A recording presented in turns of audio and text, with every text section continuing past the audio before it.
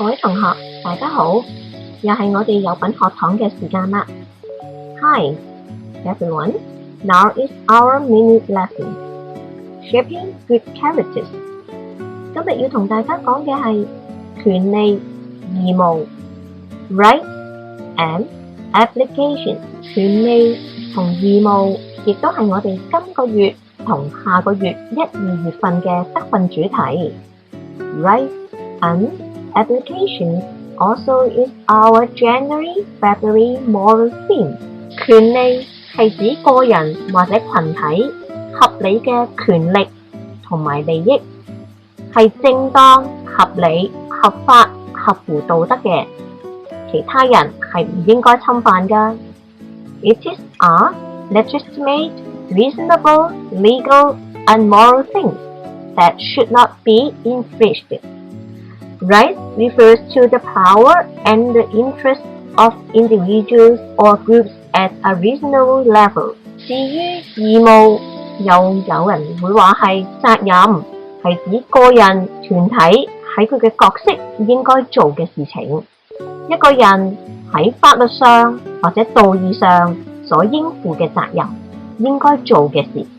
A person's legal or moral responsibilities and should do. Responsibilities refer to what individual or groups are supposed to do in their roles. 權利同義務兩者係相對而互有關聯嘅概念。我哋可以從道德上同埋法律上去理解權利同埋義務。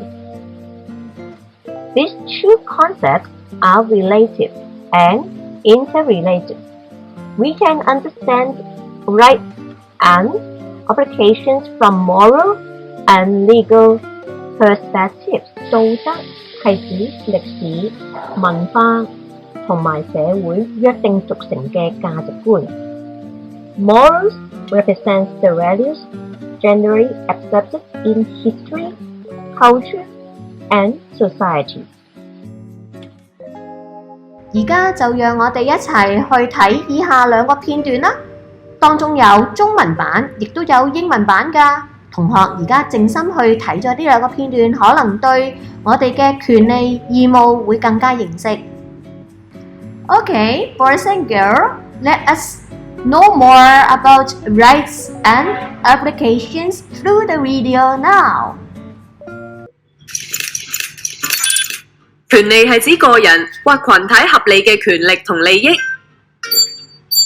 責任係指個人或團體喺佢哋嘅角色應做嘅事情。兩者係相對同埋互有關聯嘅概念。我哋可以喺道德上同埋法律上理解權利同責任。道德係指歷史、文化同埋社會約定俗成嘅價值觀。例如兒童享有父母嘅保護係道德上嘅權利，孝順父母、誠實同努力學習等等就係兒童道德上嘅責任。另一方面，法律上嘅權利同責任係經過廣泛討論，由立法機關協商確定。例如《基本法》嘅第3章明確列出香港居民嘅權利，包括喺法律面前一律平等，依法享有選舉權同埋被選舉權，享有言論、新聞、出版嘅自由，結社、集會、遊行、示威嘅自由，組織同參加工會、罷工嘅權利同埋自由，信仰嘅自由，選擇職業嘅自由等。至於責任方面，就係有義務遵守香港特別行政區實行嘅法律。權利同責任有時候或者會出現衝突，但喺一個奉行法治嘅社會，市民享有獲法律保障嘅基本權利，同時要遵守法律，唔可以利用行使權利嘅名義嚟漠視遵守法律嘅責任。舉個例子，每個人都有言論自由，但當某人嘅言論涉及誹謗成分，佢嘅言論自由就要受到制約。香港人權法案條例就列明喺某些特定嘅情況，例如需要尊重他人嘅權利或者名譽，為咗維護國家安全、公共秩序、公共衛生或道德嘅情況下，就可以限制市民行使呢啲自由權利。限制市民行使個人權利嘅背後理念，係因為只講個人權利而忽略其他人同社會利益，就會變成自我中心，令其他人士無法行使佢哋應有嘅權力同自由。如果唔能夠有效制止呢啲情況，自由、法治都係空談。反過嚟講，若果只談責任，就會忽略個人嘅自由同權利，不利個人嘅進步同發展，又可能令社會環境變得嚴苛。所以必須兼顧權利同責任，兩者要有適當嘅平衡。Rights refer to the power and interests of individuals or groups at a reasonable level. Responsibilities refer to what individuals or groups are supposed to do in their roles. These two concepts are relative and interrelated.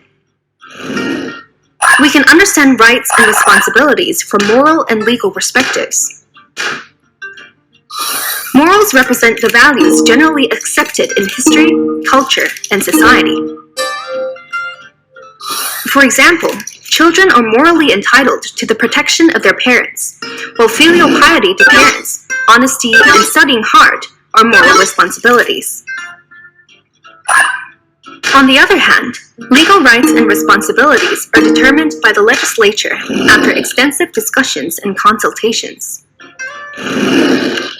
For example, Chapter 3 of the Basic Law specifies the rights of Hong Kong residents, including equality before the law, the right to vote, and the right to stand for election in accordance with law, freedom of speech, of press, and of publication,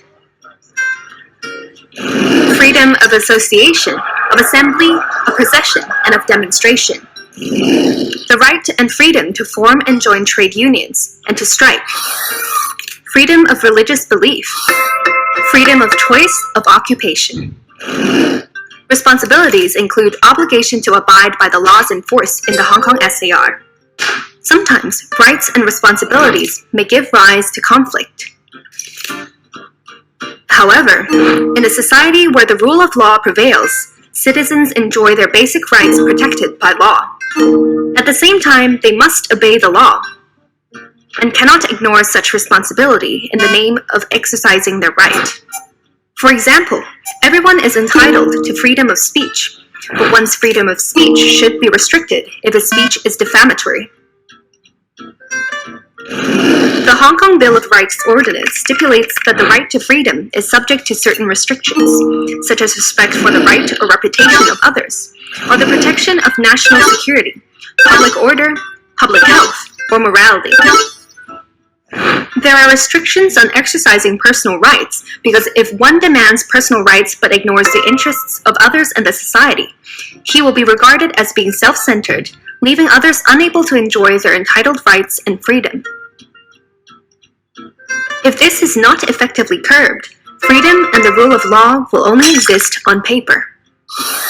On the other hand, overemphasis on responsibility will lead to the negligence of personal freedom and rights, which is unfavorable to personal progress and development, and may result in a harsh social environment.